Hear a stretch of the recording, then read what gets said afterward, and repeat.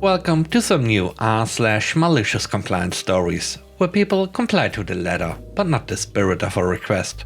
I hope you had a great day. The first story is called Take the Rope for It. This happened sometime in 2014. When I was in grad school, I got a job at an in-department office that ordered and maintained testing supplies. I started off at the bottom of the ladder, but was willing to learn more. By my second year in the program, I was placed as the manager and given a 75-cent raise. The work wasn't too difficult. I was responsible for taking requests from professors, getting price quotes from the companies, getting the price quotes approved, and placing orders. There were some other duties, but that was the most difficult stuff I ever really dealt with. Occasionally, I'd have to deal with our ordering department when they messed up an order. I reorganized the office in a more efficient manner and created multiple new systems for dealing with issues. I practically ran the place for several years, and it ran well most of the time. During that time, we hired a bunch of new employees. They just wanted an easy job, but my boss wouldn't take my recommendations on who to hire. In my fourth year in the program, I was asked to order some test kits by one of the program heads.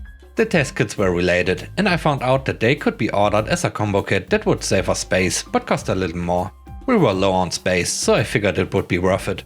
I got the price quote and got it approved by the program head and then the department head. I placed the order. When the kits arrived, the program head was thrilled with the combined kits and thought they were fantastic. Several weeks later, my boss informed me that I shouldn't have ordered the combined kits. That they had emptied the program's budget and that the program head would never have approved them if she'd known. Luckily for me, I had the emails of me sending her the price quote with both price per unit and total cost and her approving them. My boss was rather stunned that the program head lied, but insisted that I take the fall for it. She told me that I could either take a demotion or quit. I'm pretty sure she thought I'd take the demotion, but I quit instead. The joke was on her. None of the other employees were willing to do much and all had refused to be trained on ordering. The joke around the program was that the office I had managed burned down after I left. It was in complete chaos for months as my boss, who had a lot of other responsibilities, had to figure out how to do the ordering and many other things that I did single-handedly. The next story is called Please Submit Ideas. This happened back in 2010. I was doing some contract work in the IT department of a family-owned company to replace someone off on medical leave. Everyone in the owner's family was on the payroll, and they knew they had power. I worked for an agency and submitted my hours to them. I did not exist anywhere on this company's ledger sheets. As my 4 months were nearing the end, the person I had replaced decided not to return, so his job was posted for 24 hours and given to me, permanently full-time. I didn't mind. But the day after, the 18-year-old inexperienced son of the engineering manager hired as a summer student warned that he should have been given my job. So they rescinded the job offer and gave it to the kid. I got my network engineer accreditation back in 1995, while the kid had installed Windows XP a few times. But who am I to argue, right? Coincidentally, during my last week there, I received a job offer from BlackBerry as an engineer. So all was good, as I probably wouldn't have stayed anyway. Meanwhile, the boss man had his wife post on the company intranet forum different ways to save money, and more importantly, the environment. She proposed we all switch from Arial font to another font that was 30% skinnier, thereby saving on toner. A yellow-fingered Karen would print reams and reams of paper each day, only to discard it as no one read the reports. Why? We've always printed, don't tell me how to do my job, was the Karen response. So on my last day, when the boss man asked for more input on how to save the environment, I had to submit my suggestion. I proposed that we all use both sides of the toilet paper and stuff like that. It was 3:37 PM. End of the day, end of my contract, end of my commitment to them. My timesheet was submitted and already approved. I clicked submit the suggestion, shut off the PC, said goodbye to my coworkers and walked out. I heard some weeks later some hilarity ensued, along with my suggestion getting deleted by the admin. The kid? Fired after 3 weeks for a variety of reasons, including theft and incompetence. I stuck it out 5 years at BlackBerry before that ended. The third story is called Just Do Your Job. I work at a tech company and my official job is fairly simple and I find that I have free time decently often. My unofficial extra jobs used to be monitoring the morale level in the office and doing things to bring up said morale. I also had to do tech support on the computers in the office so IT doesn't have to deal with it.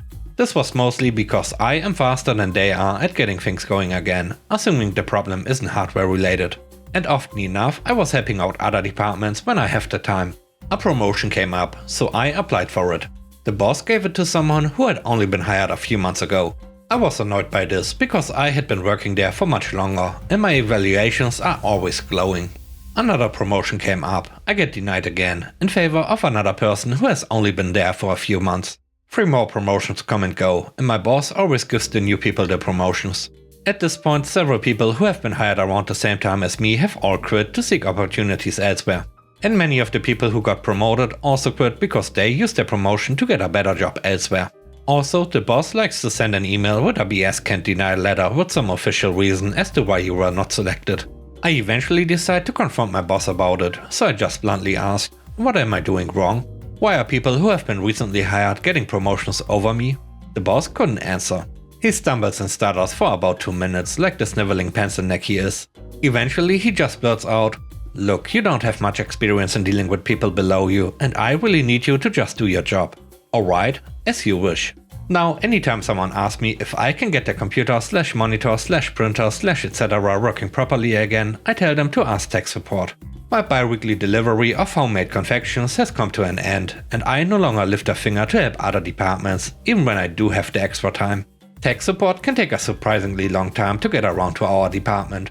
Something I could have done in 10 minutes will take them an hour or more. It's also a 3-person department in a fairly large office building. My boss pulled me into his office a while back and asked me if I had a problem. I told him I don't have a problem. He then reminds me of all the things that I used to do that I suddenly don't do anymore, then makes the mistake of asking me why I suddenly stopped. I told him that none of those were part of my job description and that I only did those things as a courtesy. But since he told me to just go do my job and strongly hinted that I am to go no further in the company, I'm going to just do what is part of my official job description from now on. He went from having a smirk on his face, ready to tear into me for my sudden change in demeanor, to realizing that he can say a thing.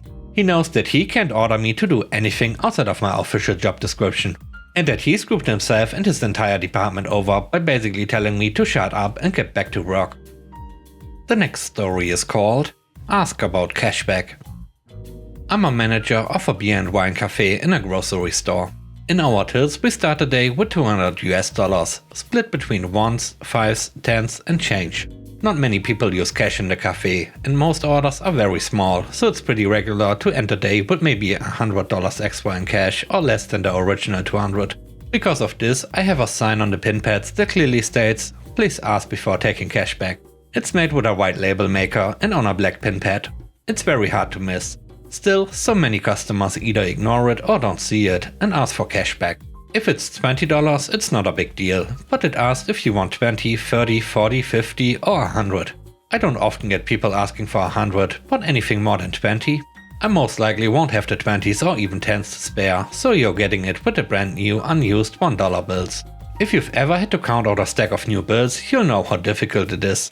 I've been in this business long enough to manage well enough and not miscount them. Today a guy asked for $40. I had all of one $20 bill. I told him, next time you gotta ask. You should have a sign. I just pointed to the label while counting out $21 bills. He also got one 10 and two 5s. He was nice enough to apologize. I wasn't that mad, but I think he thought I was angrier than I was because he kept apologizing. Then the lady after him, she was there as I told him about it. She still put on the pin pad for $20 cash back without asking me. She got 10 ones. This isn't the first time I've had to do this. It's pretty much daily, and I'm always so happy to point out my sign and give them perfectly new $1 bills. The last story is called It's So Dirty. I work in a grocery store as a cashier, and this Monday night was pretty busy. I had customers back to back a lot of the night. Because of the pandemic, we have to sanitize our stations, the payment pad, the back belt and the front belt where the customers put their products. The problem with this is that I can clean the front belt if there's a bunch of stuff on it, but after every transaction I clean the payment pad at least. After one customer is done, another walks up as I'm about to clean, but she was in a hurry and didn't let me. So I quickly cleaned the payment pad and started to check her out. She handed her products directly to me, going on about how dirty the belt is and that she hasn't seen it this disgusting before. The last customer had flour, so some of it got on the belt. I offered to clean it.